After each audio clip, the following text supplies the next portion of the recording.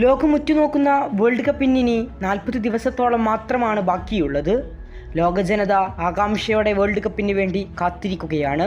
ഇത്തവണ ആരായിരിക്കും ലോക ചാമ്പ്യന്മാരെന്നറിയാൻ വേണ്ടി. ലോക ചരിത്രത്തിൽ ആദ്യമായി 48 ടീമുകൾ പങ്കെടുക്കുന്ന വേൾഡ് കപ്പ് എന്ന ചരിത്രത കൂടി ഈ വേൾഡ് കപ്പിനുണ്ട്. വേൾഡ് കപ്പിന് ദിവസങ്ങൾ മാത്രം മുന്നിൽ നിൽക്കുമ്പോഴും ഇന്ത്യക്ക് ഇതുവരെ ഒരു ബ്രോഡ്കാസ്റ്റർ ആയിട്ടില്ല എന്നതാണ് ഏറ്റവും ശ്രദ്ധേയം. വേൾഡ് കപ്പിനെ ഇതുവരെ ഒരു ബ്രോഡ്കാസ്റ്റിംഗ് കമ്പനിയും ഏറ്റെടുത്തിട്ടില്ല. കഴിഞ്ഞ വർഷം, അതായത് 2025 ഈ വേൾഡ് കപ്പിൻ്റെയും 2030 വേൾഡ് കപ്പിൻ്റെയും റൈറ്റ് ഫിഫ $100 മില്യൺ ഏകദേശം ഇന്ത്യയോട് ചോദിച്ചത്. $100 മില്യൺ. പക്ഷേ ഇന്ത്യൻ ബ്രോഡ്കാസ്റ്റേഴ്സ് ആരും തയ്യാറായില്ല. മാസങ്ങൾക്ക് ശേഷം ഫിഫ തന്നെ അത് $35 മില്യൺ ആക്കി ചുരുക്കി. എന്നിട്ടും വാങ്ങാൻ ആളുകളില്ല. കഴിഞ്ഞ ഖത്തർ വേൾഡ് കപ്പ് ആകട്ടെ $60 മില്യൺ ഇന്ത്യൻ ബ്രോഡ്കാസ്റ്റേഴ്സ് ഏറ്റെടുത്തിരുന്നത്. എന്നാൽ അതിൻ്റെ പകുതി വില ചോദിച്ചിട്ട് പോലും ഈ 2 വേൾഡ് കപ്പുകളും സംപ്രേഷണം ചെയ്യപ്പെടാൻ ഇന്ത്യയിലെ ബ്രോഡ്കാസ്റ്റ് ഇല്ലാത്തത് എന്തുകൊണ്ടാണ്? അതിൻ്റെ കാരണങ്ങളാണ് നമ്മൾ നോക്കാൻ പോകുന്നത്. ഇതിലെ ഒന്നാമത്തെ കാര്യം എക്കണോമിക് കണ്ടീഷനാണ്. ഡോളറിനെതിരെ ഇന്ത്യയുടെ മൂല്യം തകർന്നടിഞ്ഞത് തന്നെയാണ് കാരണം. നിലവിൽ ഏകദേശം 95 രൂപയോളമാണ് ഇന്ത്യയുടെ ഡോളറിനെതിരെയുള്ള മൂല്യം. മറ്റൊരു കാര്യം, 2026 വേൾഡ് കപ്പിൽ 104 മത്സരങ്ങളാണ് സംപ്രേഷണം ചെയ്യപ്പെടുന്നത്. എന്നാൽ ഇതിൽ 90% മത്സരങ്ങളും മിഡ് നൈറ്റിന് ശേഷമാണ് നടക്കുന്നത്. അതായത് രാത്രി 12 മുതൽ രാവിലെ 6 വരെയുള്ള സമയത്താണ് 90% മത്സരങ്ങൾ നടക്കുന്നത്. വെറും 14 മത്സരങ്ങൾ മാത്രമാണ് മിഡ് നൈറ്റ് അല്ലാത്ത സമയത്ത് നടക്കുന്നത്. എന്നാൽ ഖത്തർ വേൾഡ് കപ്പിലാകട്ടെ ഭൂരിഭാഗം മത്സരങ്ങളും മിഡ് നൈറ്റിന് മുമ്പായിരുന്നു. സത്യത്തിൽ നമ്മളെപ്പോലുള്ള ഫുട്ബോളിനെ ഭ്രാന്തമായി സ്നേഹിക്കുന്നവരാകട്ടെ ഈ മത്സരങ്ങളെല്ലാം ഇരുന്ന് കാണും.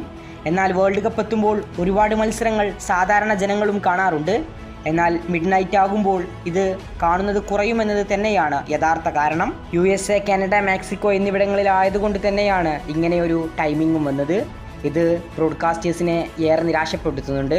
മറ്റുള്ള കാര്യം, അമേരിക്കയെ പോലെ സബ്സ്ക്രിപ്ഷനെ ആശ്രയിച്ചല്ല ഇന്ത്യൻ ചാനലുകൾ കഴിഞ്ഞു പോകുന്നത്.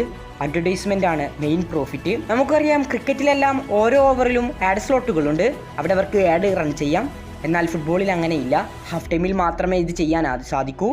അതുകൊണ്ട് തന്നെ പ്രോഫിറ്റും വലിയ രീതിയിൽ കുറയും. വാട്ടർ ഡ്രിങ്ക്സ് ബ്രേക്കിൻ്റെ സമയത്ത് ആഡ് സ്ലോട്ടുകൾ ആഡ് ചെയ്യുന്ന കാര്യം ഫിഫയും പരിഗണിക്കുന്നുണ്ടെന്നാണ് റിപ്പോർട്ടുകൾ സൂചിപ്പിക്കുന്നത്. എങ്കിലും ഇതാണ് മറ്റൊരു കാരണം. നിലവിൽ ഇന്ത്യയുടെ 11% ചാനലുകൾ മാത്രമാണ് ഫുട്ബോൾ ബേസ് ചെയ്യുന്നത്. ബാക്കിയുള്ള 89% ചാനലുകളും ക്രിക്കറ്റിനെയാണ് ആശ്രയിക്കുന്നത്. അതാണ് മറ്റൊരു ഘടകം. ലോകത്തെ ഏറ്റവും കൂടുതൽ ആളുകൾ കണ്ട ഖത്തർ വേൾഡ് കപ്പ് ഏകദേശം 480 കോടി രൂപക്കാണ് ബ്രോഡ്കാസ്റ്റേഴ്സ് വാങ്ങിയത്. ഇതിലും ഇന്ത്യൻ ബ്രോഡ്കാസ്റ്റേഴ്സിന് നഷ്ടം നേരിട്ടെന്നാണ് റിപ്പോർട്ടുകൾ സൂചിപ്പിക്കുന്നത്. അതുകൊണ്ടാണ് ഈ ഒരു വേൾഡ് കപ്പിനും ആരും മുന്നോട്ട് വരാത്തത്. നിലവിലെ അയൽ രാജ്യമായ ചൈന, ശ്രീലങ്ക, ബംഗ്ലാദേശ്, തായ്വാൻ എന്നീ രാജ്യങ്ങളിലൊന്നും ബ്രോഡ്കാസ്റ്റേഴ്സ് ആരും എത്തിയിട്ടില്ല എന്നതും ശ്രദ്ധേയമായ കാര്യമാണ്.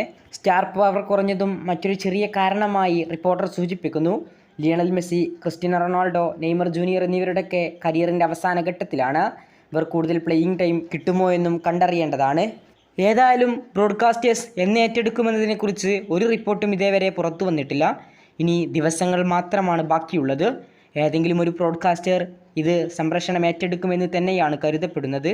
കൂടുതൽ ഫുട്ബോൾ വാർത്തകൾക്കായി ചാനൽ ഇപ്പോൾ തന്നെ മറക്കാതെ സബ്സ്ക്രൈബ് ചെയ്യുക. കൂടുതൽ വാർത്തകളുമായി ഇനിയും കാണാം.